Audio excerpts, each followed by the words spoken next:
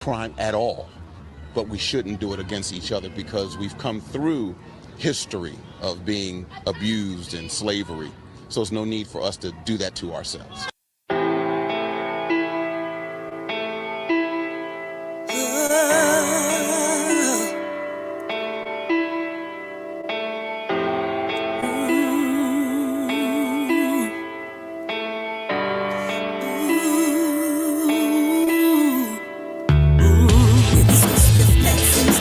No saving us. There's so much hate inside, like we weren't made to love. If we can see our problems, ain't no changing us. We need to love each other. Why you hate your brother, like we weren't made to love. Don't even know him, but when you see him, you got an evil eye. Can't humble down for correction because of your pride. Same story, we done seen it way too many times. We got numb to the pain, we don't even cry. I done seen folks laugh, happy when somebody died. Scared of love full of hate cause they traumatized. The reality something you can't dramatize. We done took so many losses, we demoralized. Instead of hunger for the truth, we want more lies. Ain't no reverence, no respect for the most high. The hate for each other, something that we can't hide. We think it's cool to have sex with a brother wife. We think it's normal and it's natural to be a die. We take it for granted that we even alive. What we want and God wants don't even align. We see the error in our ways, we ain't even trying. We want followers on our G, not to follow Messiah. We look up to entertainers, worship idolize. Don't commit to the covenant, we commit crimes. That's why we stuck in this condition, we don't see the signs. You can't go off how you feel, you gotta use your mind. The most dangerous thing we got, but it's undermined. Can't force change, so I shine this little light of mine and lead an increase of change to the most high. Seems like ain't no saving us. There's so much hate inside, like we weren't made to love. If we can see our problems, ain't no changing us. We need to love each other. Why you hate your brother, like we were made to love. Man, I know y'all gotta be tired of seeing your brothers getting killed, gunned down in the streets. You gotta be tired of going to prison, seeing your brothers going to prison. Y'all ain't tired of this? You don't wanna try to do this another way? The Most High God got another way. We just gotta be able to seek and find. And once we seek and find, we execute. Because it's gotta be a better way. We gotta learn how to love each other. Because all this hate ain't getting us nowhere. Am I the only one that see that this ain't getting us nowhere? We need to learn how to love, man. Seems like ain't no saving us. No saving us. Inside like we were made. Because we were made to love. Our problems ain't no changing us. We need to love each other.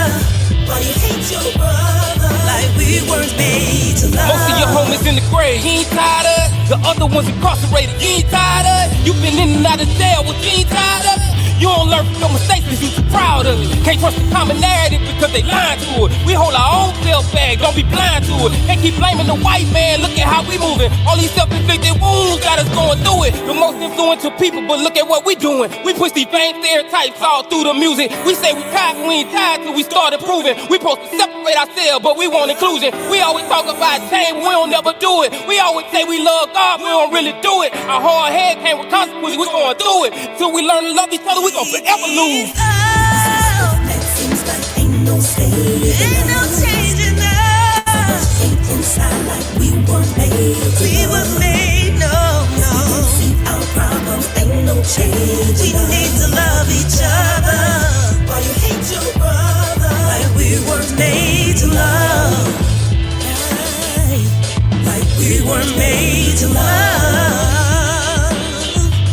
Like we were made to love. Like we were made to love. Like we were made to love.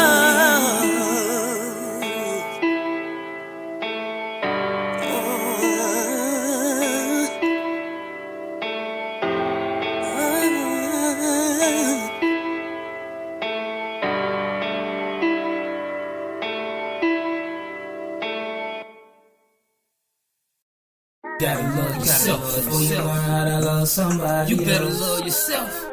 Gotta love yourself before you learn how to love somebody else. You gotta love yourself before you learn how to love somebody else. You better love yourself. You gotta love yourself before you learn how to love somebody else. How you gon' say you love yourself when you put poison in your body? Know when it's killing you, but you can't stop cause you enjoy it. Risk is greater than a reward, you gotta use life. We got the World Wide Web, you got access to knowledge. I can't stay silent, I gotta keep it silent. I'm tired of my people dying from lack of even trying. Understand that it's bad for you, but you justify it. Know what you need to do, but the truth is you deny it. Voluntary blindness, aiding genocide, it's suicide if you push solutions to the side. Our ignorance got a penalty that make me wanna cry. Can't put two and two together, realize we the 12 tribes. Not supposed to be the temple, but the temple been defiled. If you can't worship him and be him, want no praise from your mouth. His commandments teach us everything love is about. Without him, it ain't no way you can love yourself at all. You gotta love yourself before you learn how to love somebody. You better love yourself. You gotta love yourself before you learn how to love somebody. You better love yourself. You gotta love yourself before you learn how to love somebody. You better love yourself.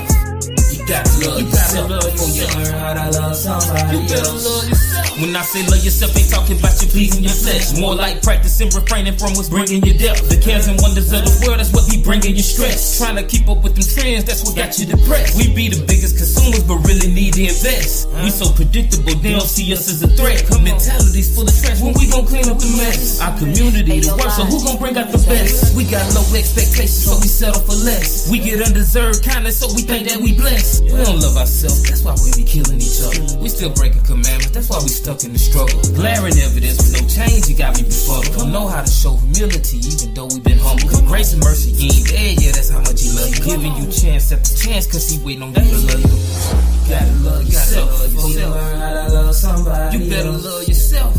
You gotta love yourself before you learn how to love somebody. You better love yourself. You gotta love yourself before you learn how to love somebody. You better love yourself. You gotta love yourself before you learn how to love somebody. You better love yourself. Everybody always talking about generational curses, but nobody ever talks about what we gotta do to break these generational curses. And in order to do that, you gotta learn how to love yourself. And when I talk about loving yourself, I mean keep the Most High's commandments. He created us, so he know what's best for us. And doing what's best for you is the highest form. You gotta love yourself before you learn how to love somebody. You better love yourself. You gotta love yourself before you learn how to love somebody. You better love yourself. You gotta love yourself before you learn how to love somebody. You better love yourself. You gotta love yourself before you learn how to love somebody. You better love yourself.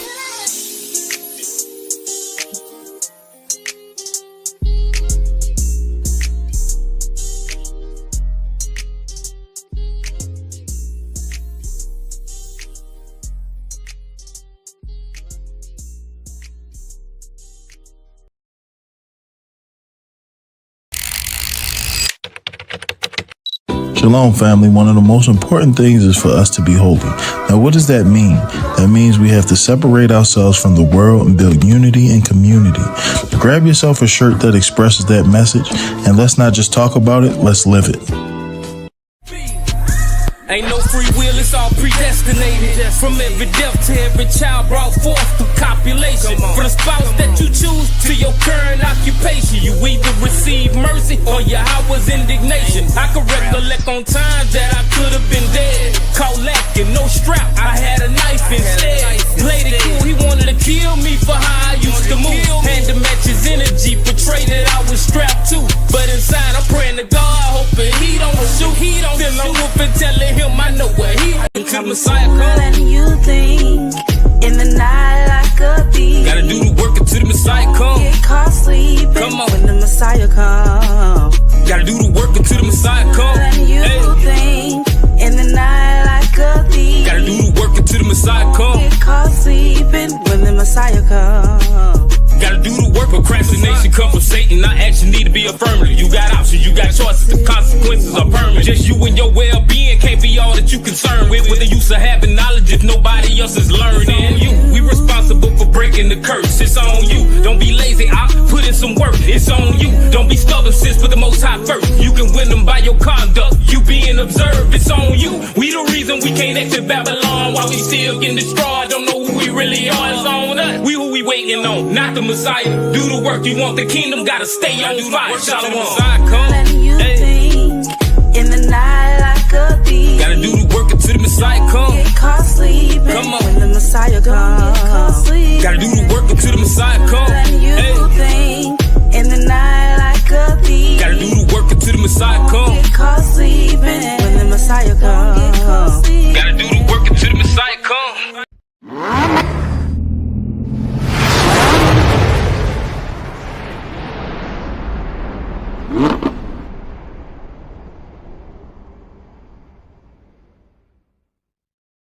It ain't for everybody. It ain't for everybody.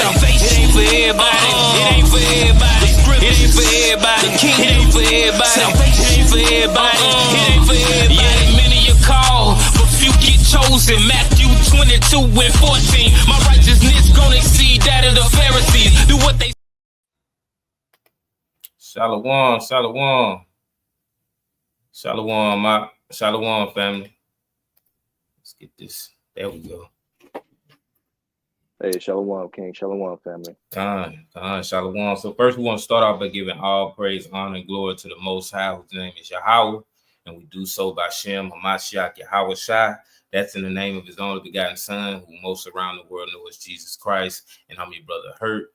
Once again, back on a Tuesday evening, Tuesday night for this class. And the title for the lesson tonight is What Exactly is the Divine Counsel? And we're going to get into this.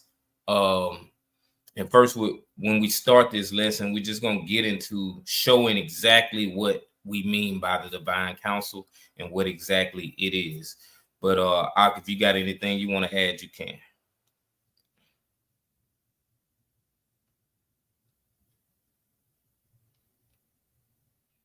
You're on mute. Mic check. Can you hear me? There we go. Mic check. Mic check. Con. All praises. Yeah, man. All praises to the Most High, Salaki, for that. Peace and blessings, family. I hope everybody is well. Just like always. Of course, we appreciate your support and viewership. Make sure if you want to support to like the video. Also, subscribe if you're on a YouTube platform, and hit the notification bell so that you get notified for drops that are on the channel, including the live classes and also the weekly drops, whether it be, various music videos or, just lessons, clips and things of the sort that are going to come out. Make sure you're tapped in for those things. And if you're on a Facebook platform, make sure to like the video / heart the video. And if you feel compelled to share, make sure to utilize the live YouTube link so that the share can be much more effective. And once again, just in advance, we appreciate to the utmost your support and the love that you guys have shown toward us. So it's not a light thing. So definitely want to shout y'all out for that. But yeah, man, I'm looking forward to this lesson. This is a fascinating title.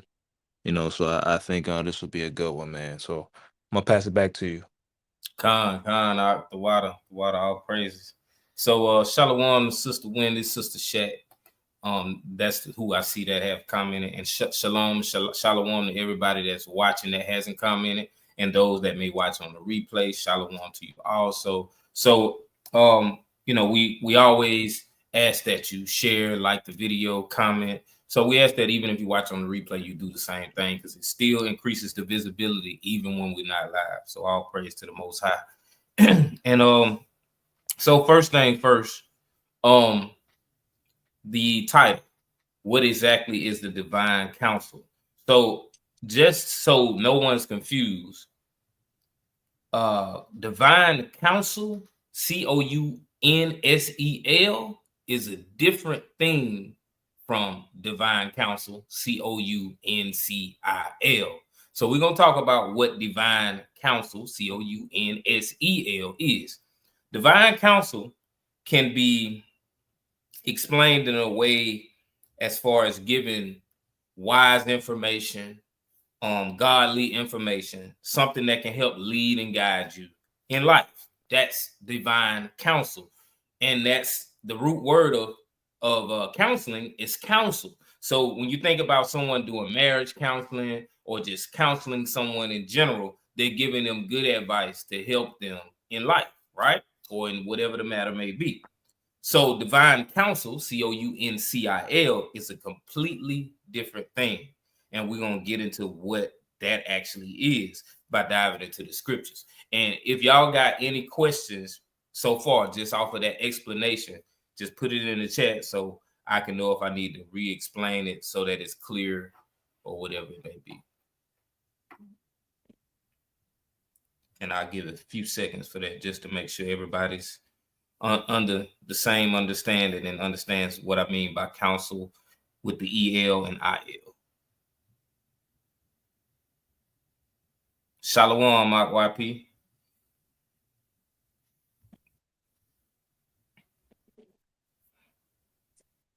And what I'll do also with the counsel with the EL, I'll read something from the internet that talks about the difference, where it says God's plan or guidance concept, and this is counsel with the EL. In a broader theological sense, divine counsel with the EL refers to God's wise and perfect plans, guidance, and wisdom for creation and humanity. This counsel is considered eternal, profound, and unchanging, representing God's overarching will as demonstrated through salvation plans, Christ's suffering, and the necessity of faith and obedience. This understanding includes terms like spiritual direction, holy wisdom, and spiritual guidance. And so I'm bringing this to the forefront so nobody's confused. This is not what this lesson is about. That's a completely different divine counsel. So we're going to start in Psalm 82, and we're going to read in the ESV. Let's get Psalm 82 and verse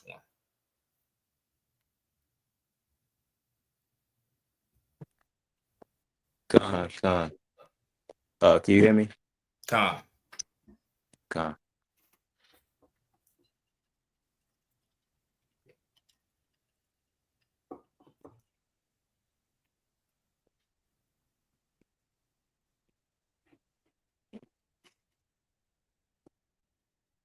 Psalm 82 from the top.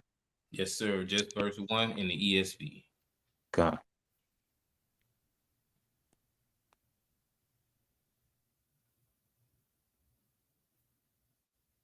Shalom, the Houston Brew. Shalom, up. Con, this is the book of Psalm, chapter 82, starting at verse 1 in the ESV. A psalm of Asaph. God has taken his place in the divine council. In the midst of the gods, he holds judgment. Con. So it says that God has taken his place in the divine council. Now, what happens in the divine council? In the midst of the gods, with an S, he holds judgment. So this is letting us know off top that in the midst of the gods, the Most High God is doing judgment. So there are other gods in his presence as he judges. Now, what I want you to do is grab divine counsel in the Hebrew, and that it is actually in congregation in the Hebrew, which means the same thing, but we'll get the definition and the usage just so everyone can see and they can be on the same page. When you read this in the KJV, it'll say in congregation.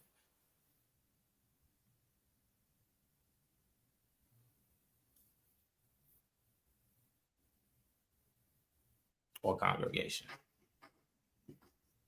This is H5712 Edah, and it says congregation, gathering.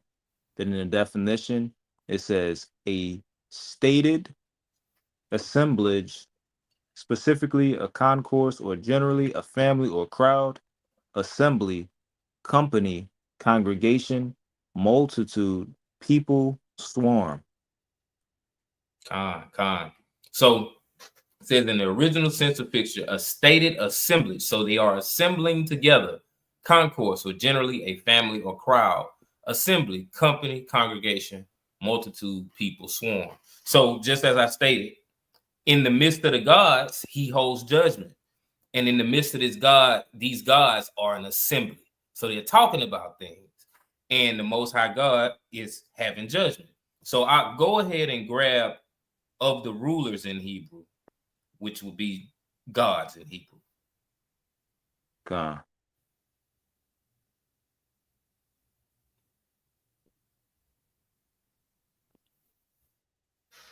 God. So it would be H430 Elohim. And the usage is plural rulers, judges, divine ones, angels, gods. And then the plural intensive, singular meaning, God, goddess, God-like one, works or special possessions of God, the true God, God. Then the definition, it says, plural of H433, gods in the ordinary sense, but specifically used in the plural, thus, especially with the article of the supreme God, occasionally applied by way of deference to magistrates, and sometimes as superlative, angels exceeding God or gods, or goddess or godly, very great, judges, mighty. Con. And we're just going into this just so everyone is on the same page and understands, like, I'm not adding and saying that there's other gods that are in the heavens that are around this assembly, that this is actually other gods in the assembly. So this would also encompass anyone that's in the heavenly host. They're all in the presence of the Most High God, but he's the one that's having the judgment. So let's go to Deuteronomy 32. ESV. Grab it in NLT, verses 7 through 9.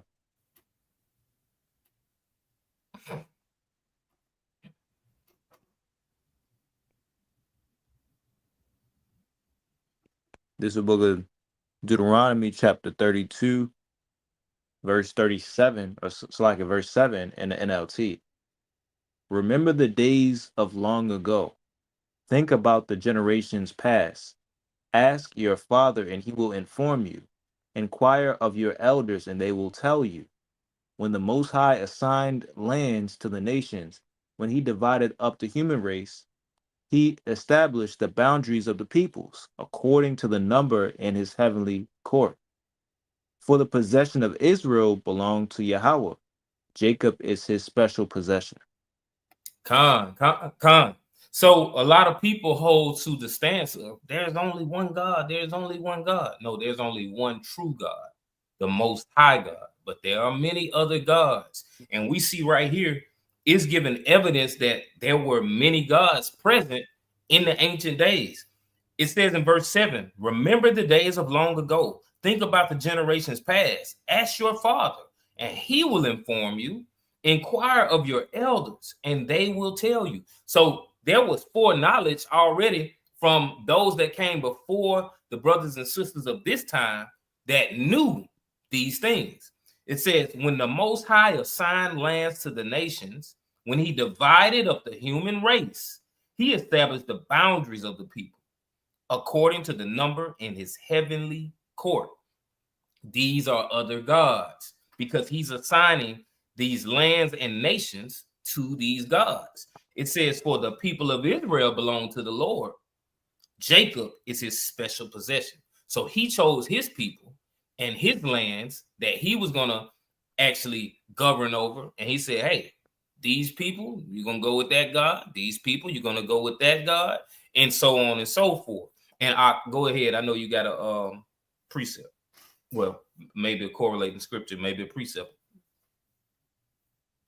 Con, just to add on to the point, 1 Corinthians 8:7, it's like an 8:5. Paul, who is aware of the Torah and the history of his people, he's aware of this fact that the brother just brought out. 1 Corinthians 8:5, it says, for though there be that are called gods, whether in heaven or in earth, as there be gods many, and Lord, it's like a Lord's many. Next verse I didn't put on the screen, but it says, but to us there is but one God, the Father, of whom are all things.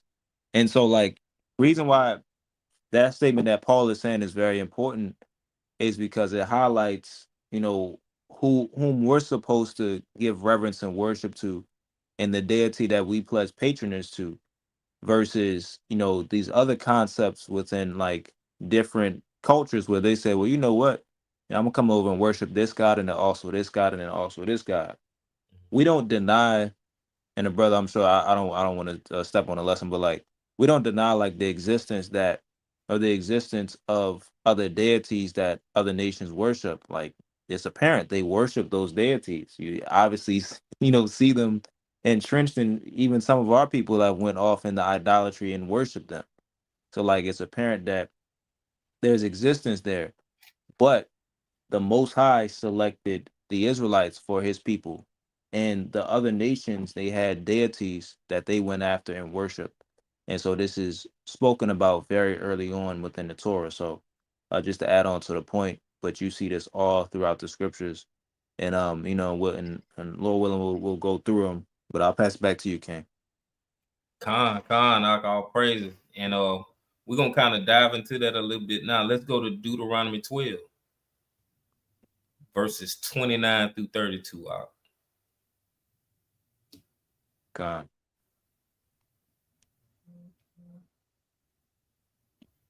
KJV? Keep it in the NLT right now. Okay, Khan. Deuteronomy 12 and what verse? 29 through 32. Khan. It's the book of Deuteronomy chapter 12, starting at verse 29. It says, when the Lord your God goes ahead of you and destroys the nations, and you drive them out and live in their land, do not fall into the trap of the trap of following their customs and worshiping their gods. Do not inquire about their gods, saying, how do these nations worship their gods? I want to follow their example. You must not worship Yahweh your power the way the other nations worship their gods, for they perform for their gods every detestable act that Yahweh hates. They even burn their sons and daughters as sacrifices to their gods. So be careful to obey all the commands I give you. You must not add anything to them or subtract anything from them. Khan, this ain't a new thought that there were other gods in this earth. Plenty other gods in this earth, and these different nations of people had their own gods to worship.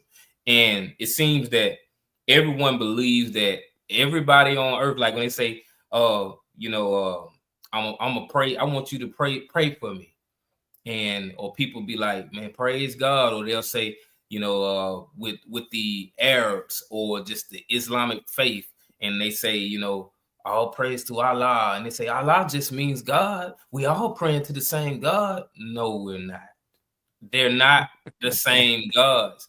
Every nation of people had their own gods, and if you go and follow after the religion of a certain nation, what are you doing? By default, you're worshiping their God, the God that inspired that religion. It's a spirit behind these religions, and it's a spirit behind every way of worship. And it's a spirit behind everyone that someone calls God. If someone's calling on God, what God are they calling on? We know them by their works. We know them by their fruits. If you are keeping the law, statutes, and commandments, that's the only way you calling on the true Father, the true God. Other than that, it's an idol. And all praise to the Most High. And the Water King, all praises. I call out Yahweh by Shem HaMashiach, Yahweh Shai, Khan, the Water King. But yeah, it's just plain and simple that these gods have been here before us, and they're gonna be here after us, and that don't give them no more power over the Most High. They can only do what He allows them to do, and we're gonna see that as we continue throughout this lesson, that they go to Him, and He either approves of what they bring to the table at the assembly, or He say, no, you can't do that. So it has to be signed off on by Yahweh. So if you want to add something, you can before I go to the next verse. Nah, no points, King. Con. So let's flip the chapter. Stay in the NLT. Deuteronomy 13, 1 through 3. God, this is the book of Deuteronomy, chapter 13, starting at verse 1.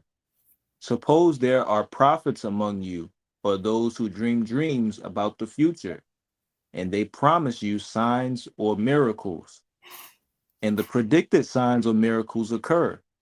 If they then say, come, let us worship other gods you have not known before, do not listen to them. Yahweh your God is testing you to see if you truly love him with all your heart and soul. Serve only Yahweh your God and fear him alone. Obey his commands.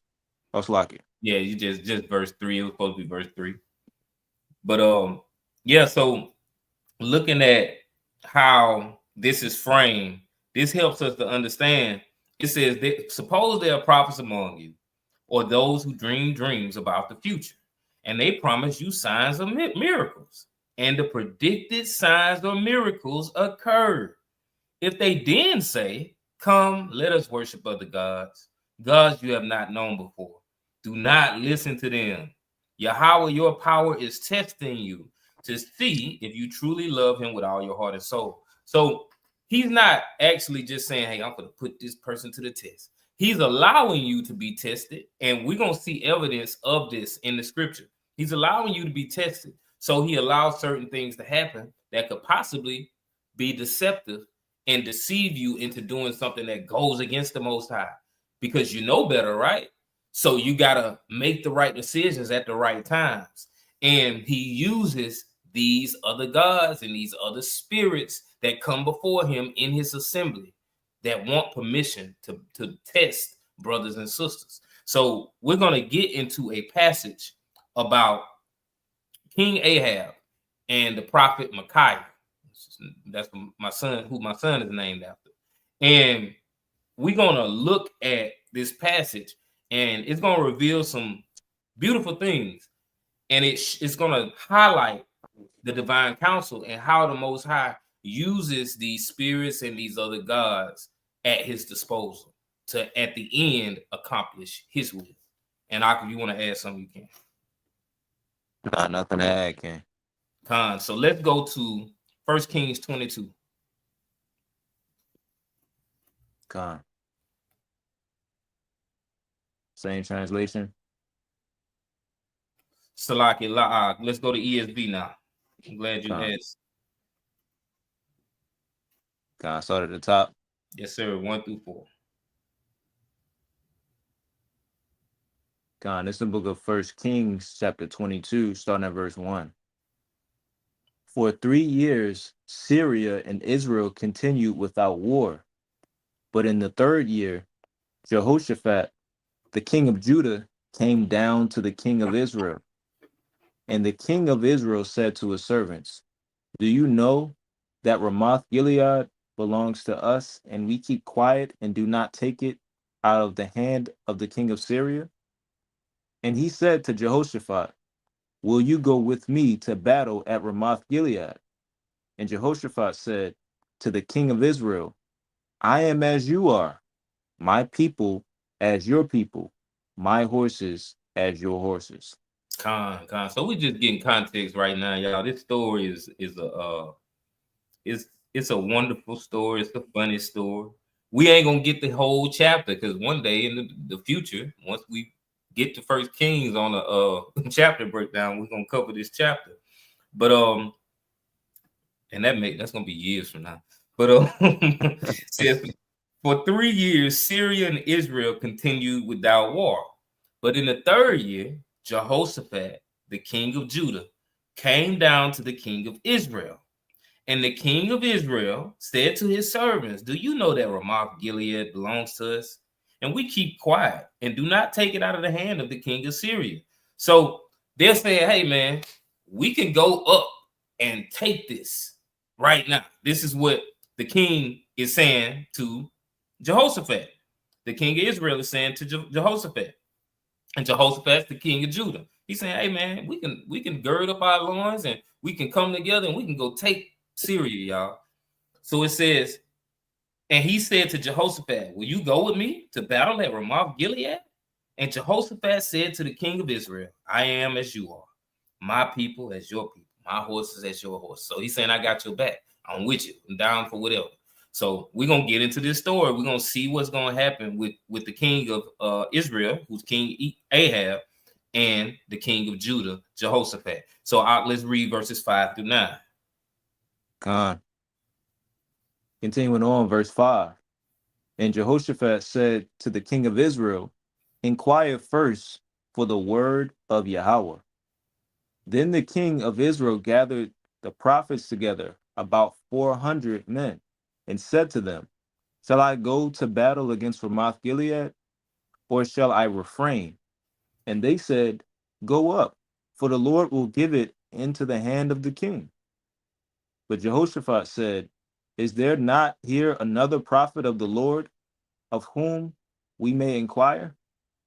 And the king of Israel said to Jehoshaphat, there is yet one man by whom we may inquire of Yahweh, Micaiah, the son of Imlah, but I hate him, for he never prophesies good concerning me, but evil. And Jehoshaphat said, let not the king say so. Then the king of Israel summoned an officer and said, bring quickly Micaiah, the son of Imlah. Con, that was one of my favorite parts. I hate him. Like, why do you hate him, Ahab? What makes you hate Micaiah? So let's look at this text again, y'all. So verse 5, it says that Jehoshaphat said to the king of Israel, inquire first for the word of the Lord, the word of Yahweh. Then the king of Israel gathered the prophets together. Now, and keep that in mind, y'all. Jehoshaphat told him, get the word of the Most High. See if the Most High going to approve of this first before we go up. I ain't trying to get killed, man. Then the king of Israel gathered the prophets together, about 400 men, and said to them, shall I go to battle against Ramoth Gilead, or shall I refrain? And they said, go up, for the Lord will give it into the hand of the king. But Jehoshaphat said, is there not here another prophet of the Lord of whom we may inquire? Because Jehoshaphat, he knows something off. Jehoshaphat, like, man, you ain't got nobody else. He know these some yes men. He like, you ain't got no other prophet that can come and approve of this. Because I don't trust these 400 men who just said that. They said it too fast, and I don't think they even acquired the Most High. So it says, and the king of Israel said to Jehoshaphat, there is yet one man whom we may inquire the Lord, Micaiah, the son of Imlah, but I hate him, for he never prophesies good concerning me, but evil. And Jehoshaphat said, let not the king say so. So there's something we have to look at, and we're going to get into it, y'all. Like, why is he not prophesying good concerning you, Ahab?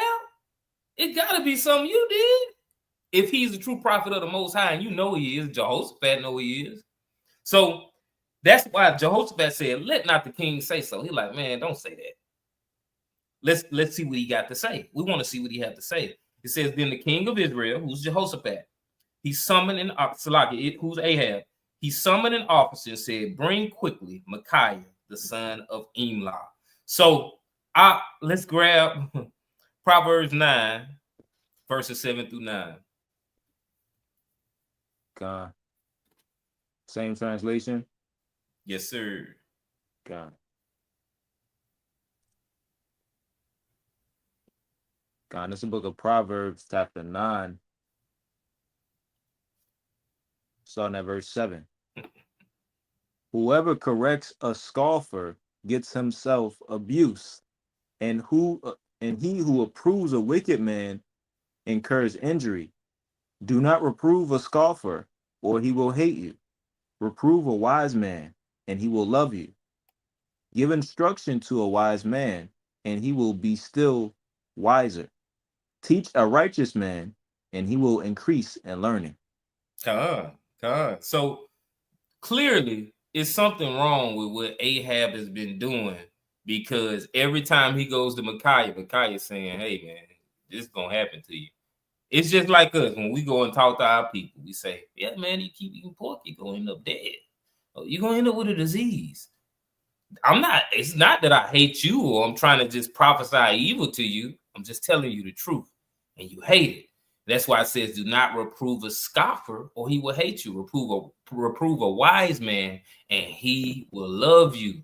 Because if somebody cares enough about you, and I seen Sister Wendy share a post today, I think it was today or yesterday, it was talking about how the person that really loves you is the person that rebukes you. Like that person that tells you you're wrong instead of just going on with the flow. And whatever to please you, they just gonna say that. That ain't the person you want around you, because that person is gonna incur injury. And it says, whoever in verse 7, it says, whoever corrects a scoffer gets himself abuse, and he who reproves a wicked man incurs injury. He's incurring injury on himself. That wicked man going to incur injury on himself because he don't want to listen to the wise saying of a wise man that's just showing love by warning. So let's go back to 1 Kings 22. God, I can't stand that brother. He never has a smooth thing to say to prophesy to me. God, got tired of the negativity. God, he just like, man, I don't want to talk to him. I know he gonna tell me something I don't want to hear. Ain't no point even talking to that prophet. But that's crazy though, because if you got 400 prophets telling you something good, and you got one that's telling you something is bad, who you gonna listen to? I'm gonna take heed to the prophet telling me something bad, and I'm gonna have some questions for him. Brother, why this gonna happen to me, brother? What can I do to not have it happen to me?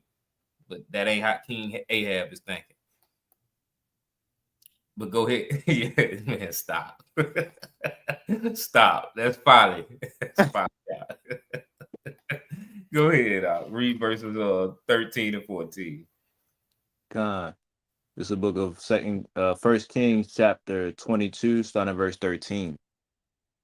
And the messenger who went to summon Micaiah said to him, behold, the words of the prophets with one accord are favorable to the king. Let your word be like the word of one of them, and speak favorably. But Micaiah said, as Yahweh lives, what Yahweh says to me, that I will speak. So the messenger, King Ahab sent a messenger to go and get Micaiah. And he's telling him, hey man, he's telling them on the side. He ain't in front of everybody. They on the way back. He said, hey, behold, the words of the prophets with one accord are favorable to the king. Be like them brothers. He said, let your word be like the word of one of them and speak favorably. So tell the king what he wants to hear.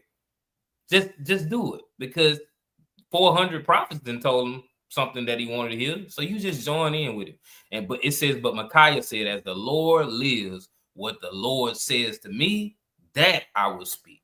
So he's not about to dumb his words down. He's not about to just go along to get along. He's not going to be a yes man for no one. He's going to say what the Most High gives to him. So let's get Isaiah 30 and 10. You already kind of correlated that in just a sentence. God, you want a particular translation? Yes, just stay in the same translation right now, ESV. God, it's the book of Isaiah chapter 30 and verse 10. Who say to the seers, do not see, and to the prophets, do not prophesy to us what is right. Speak to us smooth things, prophesy illusions. Right along with what the sentence he put in the comments. This is pretty much what he's saying. He don't want to hear what Micaiah has to say because it's not something smooth. He wants to hear what he wants to hear, not the right things, not the true things. And we're going to see how this is going to play out and how it's going to unfold. So let's continue reading in 1 Kings 22, and let's read verses 15 through 18. Come. This is 1 Kings 22, starting at verse 15. And when he had come to the king said to him, Micaiah, shall we go to Ramoth Gilead to battle, or shall we refrain? And he answered him, go up and triumph. Yahweh will give it into the hand of the king. But the king said to him, how many times shall I make you swear that you speak to me nothing but the truth in the name of Yahweh? And he said, I saw all Israel scattered on the mountains as sheep that have no shepherd. And Yahweh said, these have no master. Let each return to his home in peace. And the king of Israel said to Jehoshaphat, did I not tell you that he would not prophesy good concerning me, but evil? It's like, man, I told you wasn't gonna tell me nothing good. So you the only reason I'm hearing this because I listened to you, Jehoshaphat. I sent for him. So, verse 15, and when he had come to the king said to him, Micaiah, shall we go to Ramoth Gilead to battle, or shall we refrain? And he answered him, go up and triumph. Yahweh will give it into the hand of the king. And he's just saying it, and he knows that that's not true. But he's telling him what he wants to hear at that point in time. But what we see what happens in the next verse, it says, but the king said to him, how many times shall I make you swear that you speak to me nothing but the truth in the name of the Lord? But why are you asking him this, King Ahab, when you know every time he speaks to you in the truth, speaks to you the truth in the name of the Lord, is something you don't want to hear. But every time he speaks what you want to hear, you know it's not true, because you know you ain't in right standings with the Most High. That's a telltale sign. Why are you doing this? So continuing to read, it says, and he said, I saw all Israel scattered on the mountains as sheep that have no shepherd. And the Lord said, these have no master. Let each return to his home in peace. And the king of Israel said to Jehoshaphat, did I not tell you that he would not prophesy good concerning me, but evil? The king understood when he says that he saw all Israel scattered on the mountains as sheep that have no shepherd. He understands he's the shepherd, and he's been smited, and the sheep have been scattered, and it's nowhere around it. And that's a hard thing for him to deal with at that point in time. And you got to be shaking his head and just like looking at Jehoshaphat like, man, this is crazy. So you want to add anything you can. Shalom, Abraham, Mr. Charlie. Yes, sir. God, yeah, nah, I just been I've been following all of this in the Net Bible, and it's actually hilarious. Like, and the way you breaking it down is literally that, but it's just, yeah, this is a funny and interesting account. But honestly speaking, we could correlate this to a lot of folks today. You know what I'm saying? Because, like, you know, you do got folks in Israel that they're at least self-aware enough to know that they not moving correctly. So, like, you know, like, you always got those you know, the prosperity, you know, prophets and teachers that will come up and say, well, God's got a blessing in store for you, and then they already know, like, nah, I already know, like, I ain't been living right. I know that ain't from the Lord. All right. You know, so, you know, yeah, but nah, this a beautiful account, King. All praises to the Most High. I'll pass it back to you. Con, all praises. And honestly, y'all, when I was putting this lesson together, I really wanted to go into almost breaking this whole chapter down because it get funny, but we ain't gonna read all of it. Let's get 19 through 23. God, stepping down to verse 19. And Micaiah said, therefore hear the word of Yahweh. I saw the Most High sitting on his throne, and all the host of heaven standing beside him on his right hand and on his left. And the Most High said, who will entice Ahab, that he may go up and fall at Ramoth Gilead? And one said one thing, and another said another. Then a spirit came forward and stood before the Most High, saying, I will entice him. And Yahweh said to him, by what means? And he said, I will go out and will be a lying spirit in the mouth of all his prophets. And he said, you are to entice him, and you shall succeed. Go out and do so. Now therefore, behold, Yahweh has put a lying spirit in the mouth of all these prophets, like all these your prophets. The Most High has declared disaster for you. God. So we even understand, y'all, that Micaiah, when he first told Ahab what was going to happen, he lied. But he couldn't lie in the name of the Most High. He had to tell the truth. But it was a lying spirit in all 400 of those other prophets who were being yes man and telling Ahab what he wanted to hear. So looking back at verse 19 says, and Micaiah said, therefore, hear the word of the Lord. I saw the Lord sitting on his throne and all the host of heaven standing beside him on his right hand and on his left. And this is that divine counsel that we spoke about in the beginning. This is that divine counsel, the host of heaven. And the Lord said, who will entice Ahab that he may go up and fall at Ramoth Gilead? And one said one thing, and another said another. Then a spirit came forward and stood before Yahweh, saying, I will entice him. And Yahweh said to him, by what means? And he said, I will go out and will be a lying spirit in the mouth of all his prophets. And he said, you are to entice him, and you shall succeed. Go out and do so. And so just like I was speaking about in the beginning of the lesson, that they have to have permission to do whatever they do. That's like everything we see on this earth. When wicked things happen, when disasters happen, when car accidents happen, whatever it may be, the Most High uses spirits to accomplish these things. They have to get approval from the Most High. And no matter what it is, it's been approved. It's been signed off on. It ain't, oh, the devil's so busy. Well, if the devil being busy, it's because the Most High allowed him to be busy for whatever purpose, for his will at the end of the day. So verse 23 says, now therefore, behold, Yahweh has put a lying spirit in the mouth of all these your prophets. Yahweh has declared disaster for you.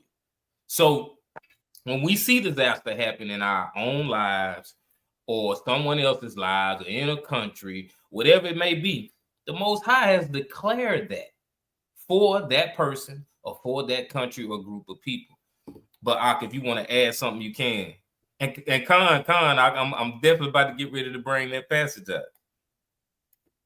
See that? Khan, and I think man,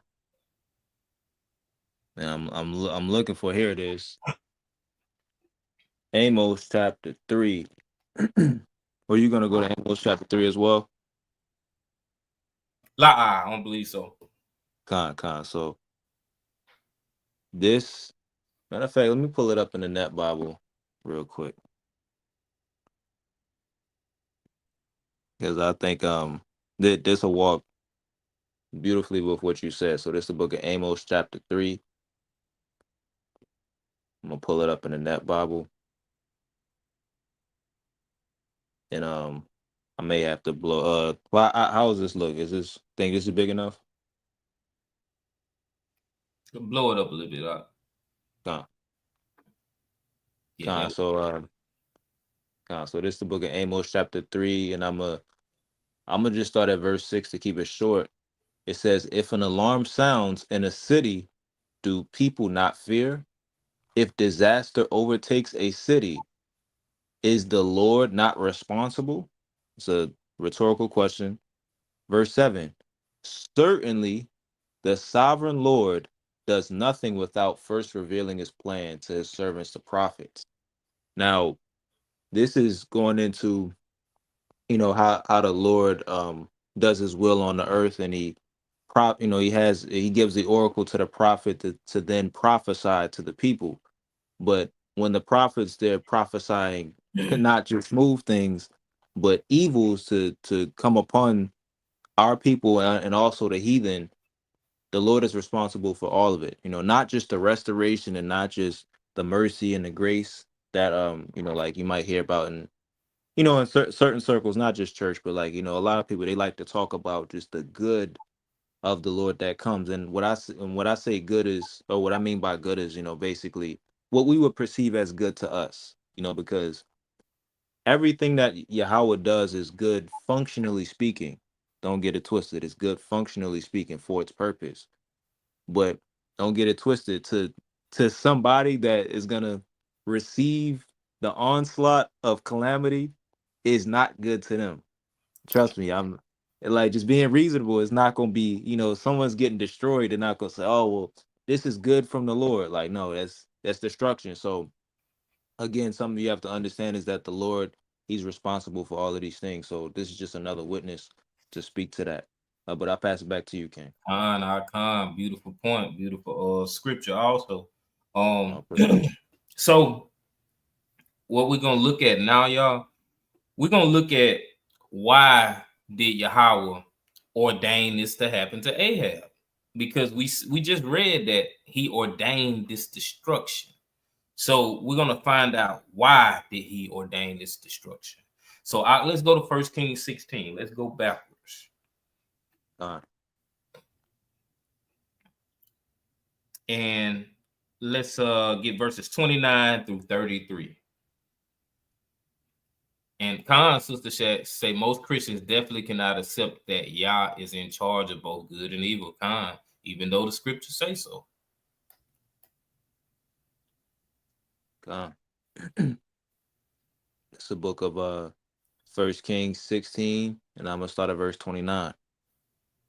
In the 38th year of Asa, king of Judah, Ahab the son of Omri began to reign over Israel, and Ahab the son of Omri reigned over Israel and Samaria 22 years.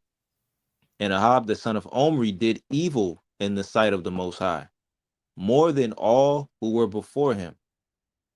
And as if it had been a light thing for him to walk in the sins of Jeroboam the son of Nebat, he took for his wife Jezebel, the daughter of Ethbaal, king of the Sidonians, and went and served Baal and worshipped him. He erected an altar for Baal in the house of Baal, which he built in Samaria. Khan at 33 also. 33 Shalakia, Khan. Verse 33. And Ahab made an Asherah. Ahab did more to provoke the Most High, the God of Israel, to anger than all the kings of Israel who were before him. He was very wicked, inherently wicked. And it didn't help that he was just wicked alone. He went and got the most wicked woman in the Bible, Jezebel, to be his wife. And they started serving Baal and putting up groves, the Asherah pole, the altar for Baal. So he did things before leading up to us getting to 1 Kings 22 that were against the Most High. He was completely going against the Most High and serving other gods. And we see that the punishment for idolatry is death. So he had it coming to him. So to act like when he hears Micaiah prophesy to him, evil things, bad things are going to happen to him, that it's like it's some type of bias against him or something like that is crazy work when you know your history, you know what you've done up to this point. So let's flip over to the next chapter and just get verse 1. 1 Kings 17 and 1.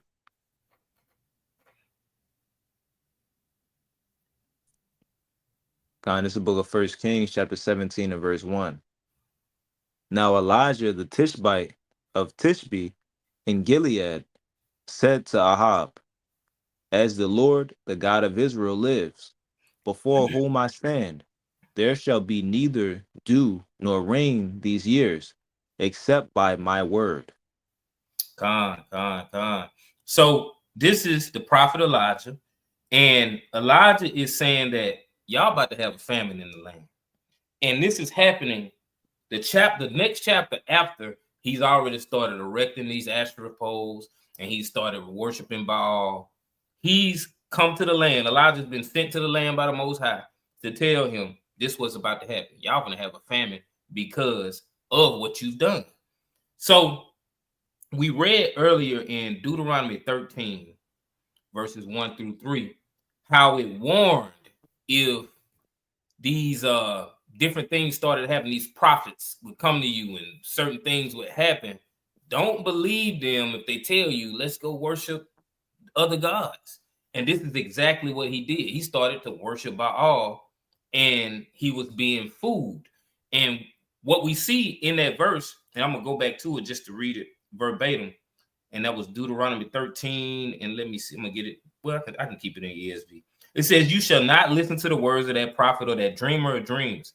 For the Lord your God is testing you to know whether you love the Lord your God with all your heart and with all your soul. So he used and utilizes the divine counsel to allow you to be tempted and tested, put in certain situations so that you can choose the Most High God.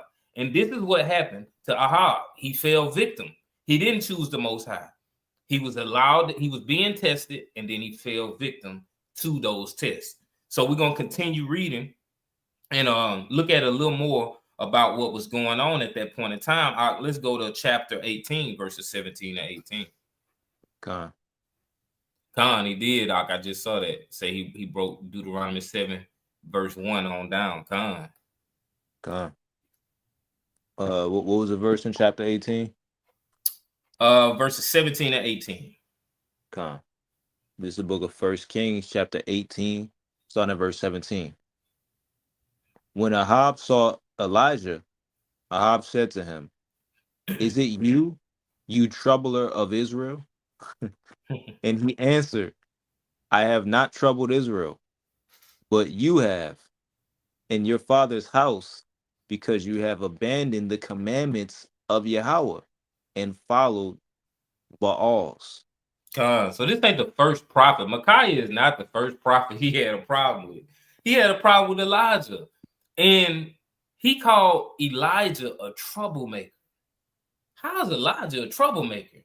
When he's coming to tell you what's about to happen to the land, he's giving you a message from the Most High, and he's not the one that's bringing the famine on the land, but he's telling you the Most High is telling him that he's about to bring a famine on the land because you've been worshiping these other gods. You've been in idolatry. And when we look at it, it says, and Elijah answered him when he called him a troubler of Israel, I have not troubled Israel, but you have, and your father's house, because you have abandoned the commandments of the Lord and followed the Baals. He's the king at this point in time. So you're a wicked king ruling over the Israelites, and you brought this trouble to the land, not Elijah. And Ak, if you want to add something, you can. Excellent point. And yeah, and it also, this all goes back to that scripture you highlighted earlier in Isaiah, the 30th chapter, about the smooth things, because here we have, the righteous prophet Elijah, having an encounter with Ahab, and he's called the troubler of Israel. It's called the troubler of Israel, but not like lo and behold, it's not Elijah that's troubling Israel, but it's the king that's troubling Israel because he's abandoning the commandments of the Most High. And it's so funny because it's a running joke on Clubhouse where one of the Akim, they teach the law, keep the law of the Most High real heavy, and they bang on Christians, and and they get called the troubler of the church, which is hilarious. But it's hey, listen, it's fitting. I'm sure you would call brothers that's teaching that the trouble of the church, because You just made me think of that video with the lady in the store, the Jews are the brethren. You know what I'm talking about? She was going crazy. They had to call the police on her. You need to repent. Jesus is coming back. You accuser of the brethren. Oh my God. But on a serious level, man, it's like it's ironic that he received this title, but it's what you should expect, because if you're not spewing the popular point of view or perspective, but you're telling me like, hey, I gotta stop doing what I'm doing, or else I'm gonna get destroyed. Well, brother, you killing the vibe, man. I ain't trying to hear that.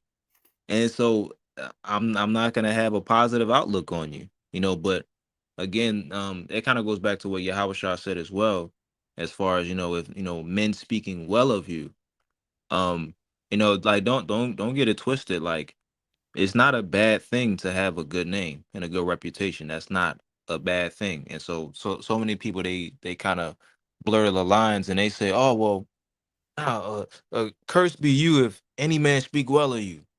So forget my reputation. It don't matter. No, like, that's not what the scriptures is teaching. But also, if just everybody is just in love with what you say all of the time, and it just don't never get to nobody, you know, then you might have to examine what you're saying, because, like, shoot, take me for example. I'm one of the kindest brother. I've been told. I ain't gonna say that about myself, because that get into vanity. If I say, oh, I'm one of the kindest brothers, I'm not gonna say that. But what I've been told is that I'm one of the kindest brothers you can meet. But guess what? A brother just said to me, I'm of the devil. He just said that to me today.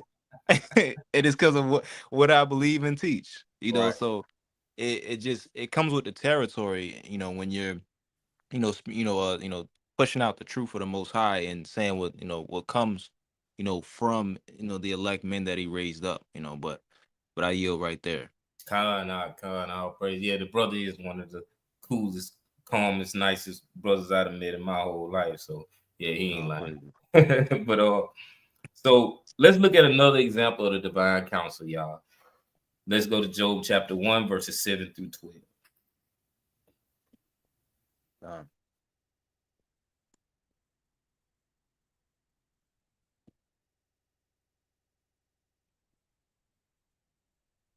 It's the book of Job, chapter 1 and verse 7. Yahweh said to Satan, from where have you come? Satan answered Yahweh and said, from going to and fro on the earth, and from walking up and down on it. And the Most High said to Satan, have you considered my servant Job, that there is none like him on the earth, a blameless and upright man, who fears God and turns away from evil? Then Satan answered Yahweh and said, does Job fear God for no reason? Have you not put a hedge around him and his house and all that he has on every side? You have blessed the work of his hands, and his possessions have increased in the land. But stretch out your hand and touch all that he has, and he will curse you to your face. And the Most High said to Satan, behold, all that he has is in your hand. Only against him do not stretch out your hand. So Satan went out from the presence of Yahweh.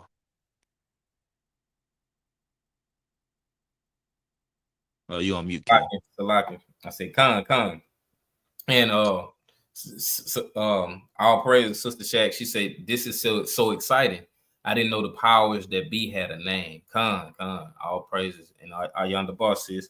So, you know, looking back at this, we see that it says, Yahweh said to Satan, from where have you come? Satan answered Yahweh and said, from going to and fro on the earth, and from walking up and down on it. So right here, we see that Hashatan he's joined the assembly. He's coming to the assembly, the heavenly host, where the Most High sits down and he makes judgments.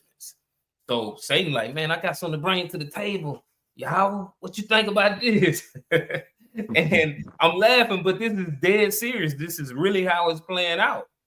And it says, Yahweh said to Satan, have you considered my servant Job?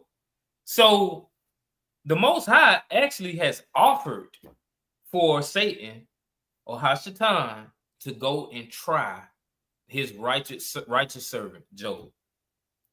Satan didn't present Job.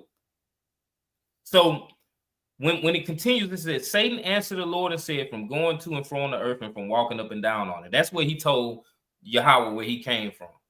So it says, have you considered my servant Job, that there is none like him on the earth, a blameless and upright man who fears God and turns away from evil? Then Satan answered Yahweh and said, does Job fear God for no reason? Have you not put a hedge around him and his house and all that he has on every side? You have blessed the work of his hands, and his possessions have increased in the land. but stretch out your hand and touch all that he has, and he will curse you to your face. So this proclamation by Hashatan was to see if the Most High was going to accept it and say, yeah, I'll do that. Most High definitely could have said, nah, I'm not finna touch nothing. I do what I want to do. Satan, you go back where you was at. Go walk to and fro till I allow you to come back in front of me. But no, he said, Yahweh said to Satan, behold, all that he has is in your hand. Only against him do not stretch out your hand. So Satan went out from the presence of Yahweh. So he had a limitation, that the limitation was given by and ordained by Yahweh. So with the limitation being given by Yahweh, the whole outset of what he was going to go do was also ordained by Yahweh, because he allowed him to touch everything that he had, but not touch him. And Ak, if you want to add to it, you can. Yeah, I like how this translation reads, because something that it highlights is it puts out the question that, Job, Satan, he asks, does Job fear the Most High for no reason? And so how it's framed is Job only fears the Most High because everything is going right, and like there's no it's just like the notion that people will only revere the Most High when it's only good and nothing negative is going on and life is great. But then like once trial and tribulation comes, then it's like, all right, now this is really when your faith and your actual reverence and fear for the Most High is tested. So I think this beautifully like renders that throughout this translation. So all praises to the Most High for that. But you got it, King. Khan, August, beautiful point. And that's a big part of the reason the Most High allows us to go through trials and tribulations, especially when we say we woke up and we came into the truth and we in this walk and we love the Most High truly. He allows us to be tested because he wants us to prove that. He don't want it to be just because everything's going right for us, that he's blessing us with this, he's blessing us with that. We got peace all the time. That's the only reason you're continuing to serve him. He wants to see what it's like when we get a little turbulence on our flight. So this is something we can take from this lesson, that you gotta have, the Most High has to eventually ordain some type of tribulation in your life just to allow you to be tested, to see what you got. What are you made of? Is it in you or is it just on you? Is it just for a season or is it just for life? Or is it for life? Is it for eternity? Or do you really love the Most High, or do you just you love him when it's convenient for you? And when it get tough, you don't love the Most High. You love whatever can make you feel better. So, all praise to the Most High. So let's go to Daniel chapter 4 and verse 35. All praise to the Most High. All praises. Sister Wendy, lip service. It's a big difference between lip service and actual service to the Most High, regardless of the situations you're in. That's right. You said 4 verse 35? Yes, sir. It's the book of Daniel chapter 4 and verse 35. All the inhabitants of the earth are accounted as nothing, and he does according to his will among the host of heaven and among the inhabitants of the earth. And none can stay his hand or say to him, what have you done? So it says, all the inhabitants of the earth are accounted as nothing. None of us are anything when it comes down to the Most High and his will. It says that he does according to his will among the host of heaven. So among the host of heaven, while these spirits are in the midst of him, while these other gods are in the midst of him, Hashatan, he's a god. While he's in the midst of him, he's going to do whatever is according to his will, regardless. And they may think, like just Satan thinks he has a upper hand on something when he's able to go out and test and tempt people. But at the end of the day, it's all according to the Most High will. because he wants those to receive salvation who actually truly do love him, that don't just have lip service, that don't just serve him because of what he does for them. So it says, and he does according to his will among the host of heaven and among the inhabitants of the earth, and none can stay his hand or say to him, what have you done? Nobody can look at what the Most High makes a decision on and say it's something unrighteous about it, or it should have went another way. Nah, the Most High knows exactly what's going to happen, and he allows everything in this world to unfold. And someone can say, no, there's no way that he allowed my mama to die at 42. Yes, it is. He allowed your mama to die at 42 because it was time for her to die at 42. He allowed your child to die at birth because your child was just supposed to die at birth. It's a harsh truth and a harsh reality, but the Most High ordains everything that happens on this earth. Nothing can happen without him signing off on it and saying, go ahead. They can't be disobedient to the Most High. Why would Satan come to the Most High looking for? It's like he's the employee. He's employed by Yahweh. He's like, man, walking around, ain't got nothing to do. And Yahweh like, have you taken a look at Job? Job is righteous. Now go over there and see what you can stir up with him, because I know he's gonna keep following me. He like, okay, Yahweh gave me a job. Off to the races.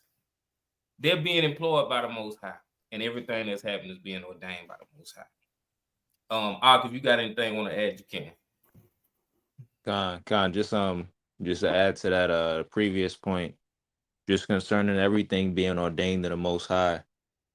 It's the book of Psalm chapter 139, and I'm gonna read verse. I'll get to the point, verse 16. It says, "Your eyes saw me when I was inside the womb.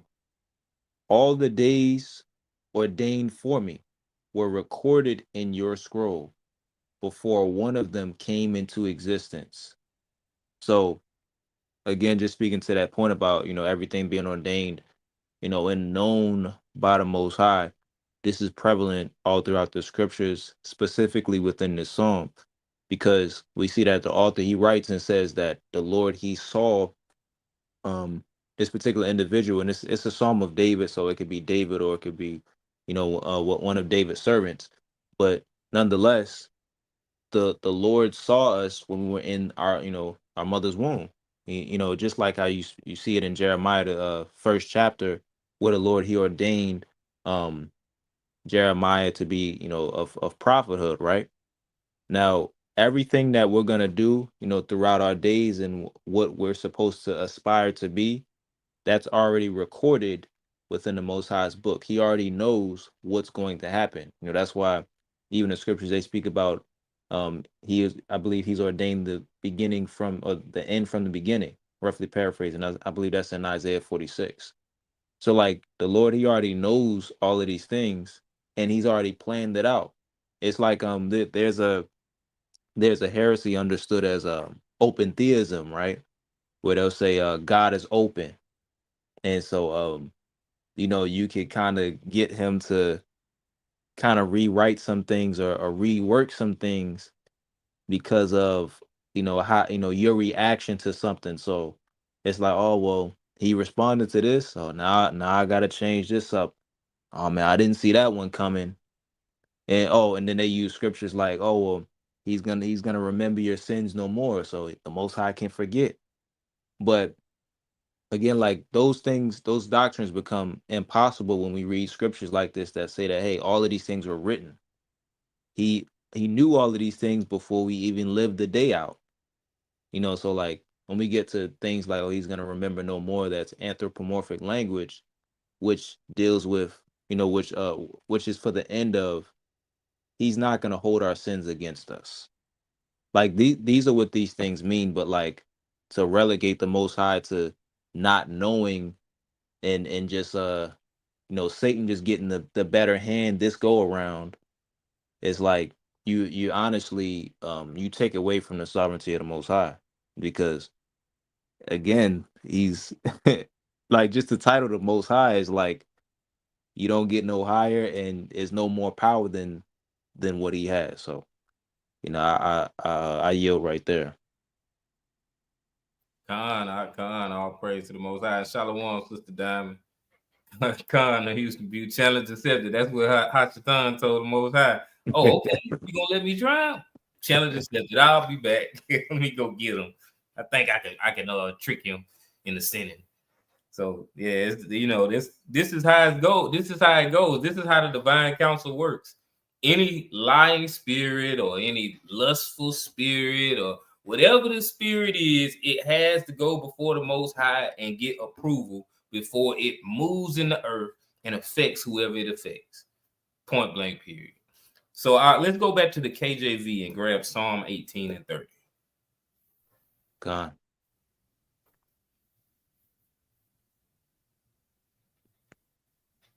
God, it's the book of Psalm chapter 18 and verse 30. As for God, his way is perfect. The word of Yahweh is tried. He is a buckler to all those that trust in him. Khan. As for God, his way is perfect. The word of Yahweh is tried. He is a buckler to all those that trust in him. So the Most High, as long as we trust in him, we trust in his words. Everything he tells us that he's going to do, he's going to do. And we're going to get the benefits. We're going to reap the benefits of doing, when we do what he says do, we're going to reap these benefits. There's no way around it. Now, that don't mean that you're not going to have trials, just like we just got through discussing. But his way is perfect. So we understand when we do go through something, it's to make us stronger. And he's going to still shield you and guard you as you go through whatever it is he allowed you to go through. Because that's what he's supposed to be. He's supposed to be there for us, to be our buckler, to be our shield, our help when we have to go through a test. Give me Isaiah 45, 5-7, same translation.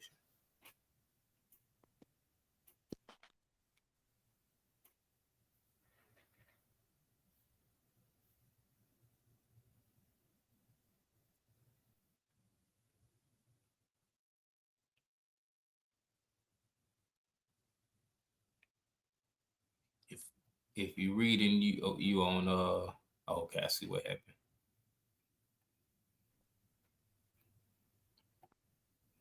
Hey, Slocky, can you hear me? Khan, yes, sir. Khan, yeah, I think I went out for about 15, 20 seconds, Slocky.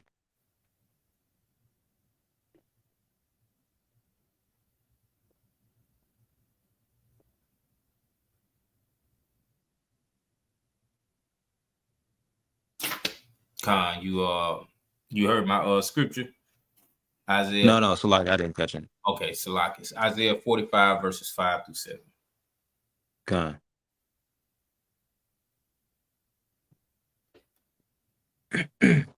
God, it's the book of Isaiah chapter 45, starting at verse 5. I am the Lord, and there is none else. There is no God beside me. I girded thee, though thou hast not known me, that they may know from the rising of the sun, and from the west, that there is none beside me.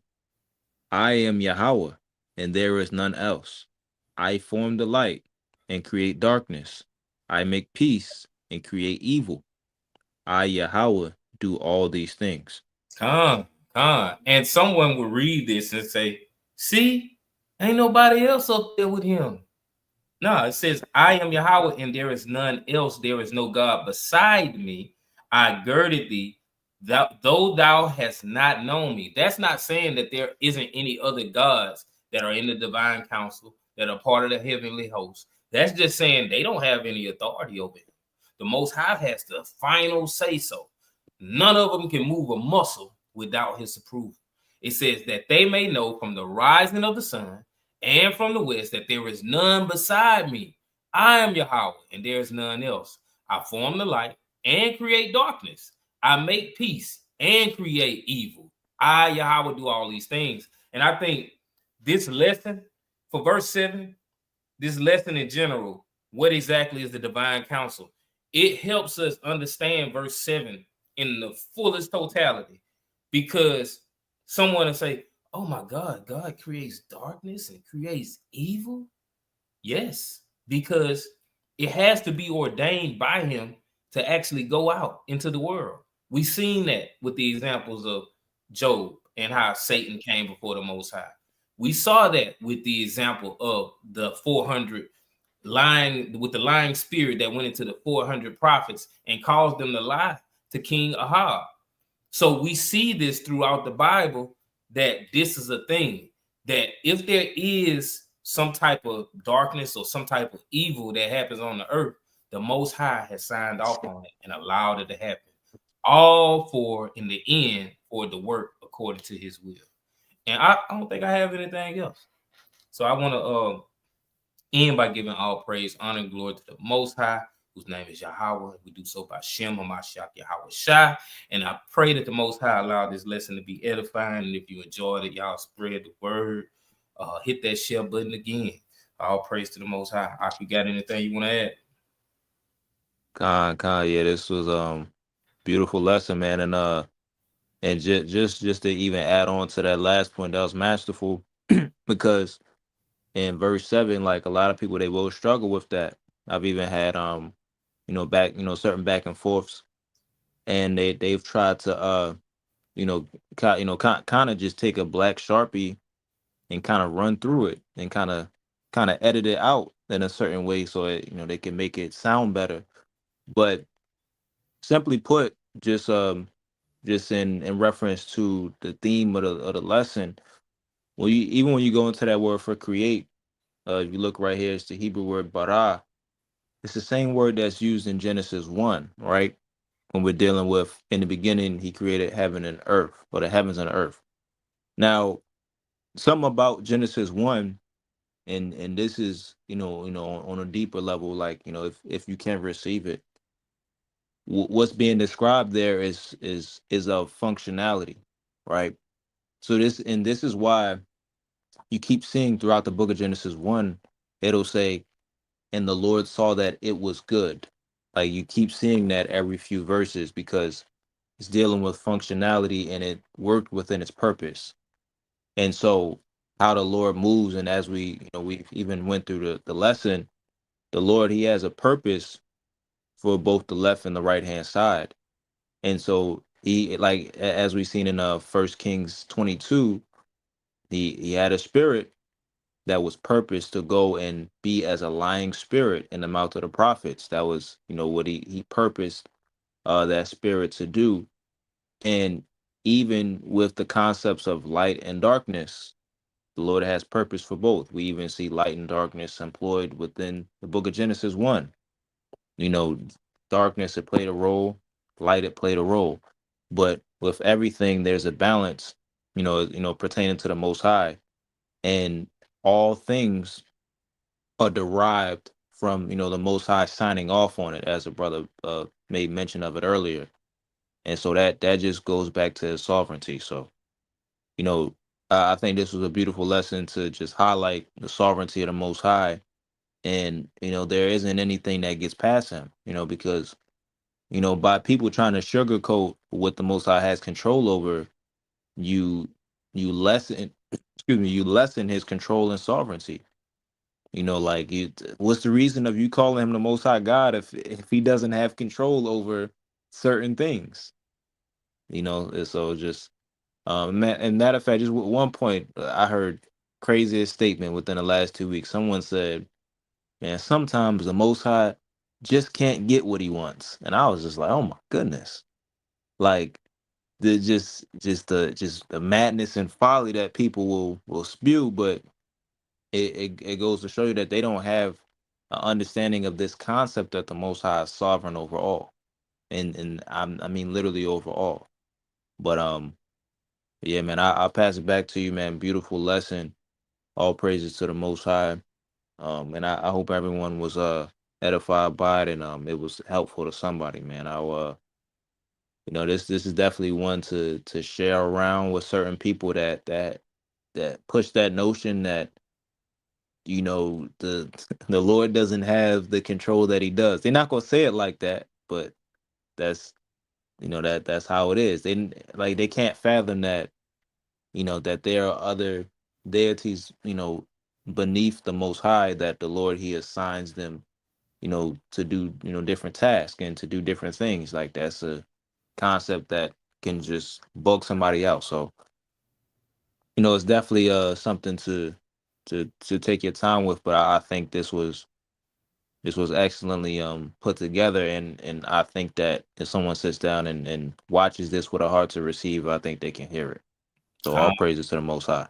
All praises. Yeah, and I mean, we understand that he's almighty, he's all powerful, but then we'll say, "Oh, ain't nothing but the devil. The devil took him away from here." No, it was God. It's judgment. We all got to go, and to sit here and act like the Most High don't have any control over when we leave this place or when something bad happens to us. That's crazy, because now we're saying that he's powerless in certain situations. Can't fathom even thinking like that. But yeah, all praise, honor, glory to the Most High. And unfortunately, people still be simple-minded. Y'all willing, their eyes will be open. And Sister Wendy said, "Not my God." That's what they're gonna say. Not my God. We've heard it all before. Not my God. I don't know what kind of God you serve. What you mean? The same God that do whatever he feel like doing, and y'all don't be understanding his ways. That's the God. But all praise, honor, glory to the Most High.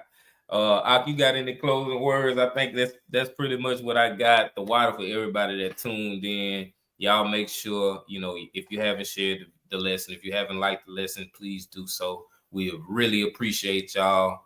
And all praise to the Most High. And like Sister Wendy puts at the beginning of the lesson, thank you for helping us grow the kingdom of the Most High by liking, commenting, and sharing the video. Please also subscribe and turn on the notifications. At the water option. All praises to the Most High. And just also, I just thought about this last, maybe a week or two ago. I just put it in the chat. Just did a camp video, and I touched on a little bit of this. I didn't go as in depth, but I did you know, touch this topic a little bit in a camp video and an encounter with a particular brother that pulled up and was asking some of these questions. You know, beautiful point that the brother made earlier was you know, that's, you know, some people, they'll say, "Oh, well, you know, I'm saying is God. When I say Allah, it's all the same God." You might say Yahweh, I say Allah, it's all the same God. No, it's not, brother. And you know, that was touched in this video, as well as some other things. You know, the other nations being assigned deities, that was touched on in this video as well. And you kind of get to see this in action. You know, this is actually something that me and the brothers stand on and propagate and teach. And this isn't just anything that the brother just woke up and said, "You know what? I think the divine council is interesting." I'm just, no, like, I've talked to Brother Hurt about this before. And I was excited that he was gonna you know, go into the lesson. So, you know, all praises to the Most High for that. But, you know, yeah, definitely you know, the Lord compels y'all and lead you to it. Check out that video that's in the chat whenever y'all get some free time. It's that like, short watch too, but it's a good watch. You know, but all praises to the Most High, man. If you don't got anything else, I can close it out, King. For sure. I think that'll be it. All praise to the Most High. All praises. So I'll close it out with Numbers 6 and 24 on down. Yahweh bless thee and keep thee. Yahweh make his face shine upon thee and be gracious unto thee. Yahweh lift up his countenance upon thee and give thee peace. And they shall put my name upon the children of Israel, and I will bless them. And with that, I'll say shalom. Shalom, Mark. Shalom, family. Forever be an Edomite. You are not just an Edomite in this life, you're an Edomite in the next life, the next life. Forever be an Edomite. This is what the Bible says. You will never be an Israelite. I will never be an Israelite. You will never be an Israelite. When this kingdom come and this will be done, I know vengeance is the Lord's. They gon' pay for what they done. When this kingdom come and this will be done, I know vengeance is the Lord's. They gon' pay for what they done. Don't nobody wanna face the truth about how we really got here. Want us to forget about slavery like it never happened. But them slave ships important, a key connection to our past. Read Deuteronomy 28 to help you feel what I'm saying. We were forced on this land, allowed by Yahweh's hand, but it was all for a purpose, part of a bigger plan. They still talk about the Holocaust, ignore our mass genocide. We ain't been propagated again. This country built on lies. Yeah, I know y'all ain't the ones who put us in chains, but them y'all ancestors, that blood still run through your veins. Plus your status in society is cause you reap them benefits from the corners that was sold. Please don't try to act ignorant like your forefathers was innocent and the issues don't concern you. They've been reincarnated, your ancestors are you. Look at the way that you treat us, shoot us down in the streets, throw us in cages like animals. This ain't the land of the free.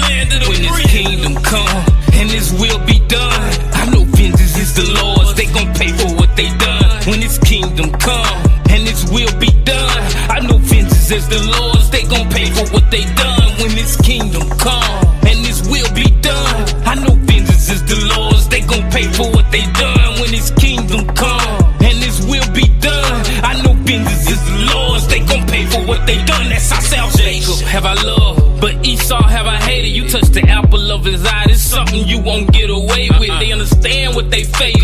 I see it in their eyes when they look at my friends. They know Israel rising, dry bones being awakened. The kingdom's eyes for the taking. We renewing our minds, shaking all lies from Satan. Edom, the vessels of wrath, and they've been fitted for destruction. I'll never be cool with my oppressor. The Bible tell me not to trust them. Still God is knowledge, but fools despise instruction. They need a Bible college for wisdom. The Holy Spirit instructs me. Sucklers need milk, they can't digest. Can't meet, just unlearn, so they misinterpret John 3:16. Saying Christ died for all, but everybody don't need saving. Deliverance is the essence of our eternal salvation. Inheritance is Israel. God deals with no other nation. His words can't come back void, your emotions won't make it. When this kingdom come and this will be done, I know vengeance is the Lord's. They gon' pay for what they done. When this kingdom come and this will be done, I know vengeance is the Lord's. They gon' pay for what they done. When this kingdom come and this will be done,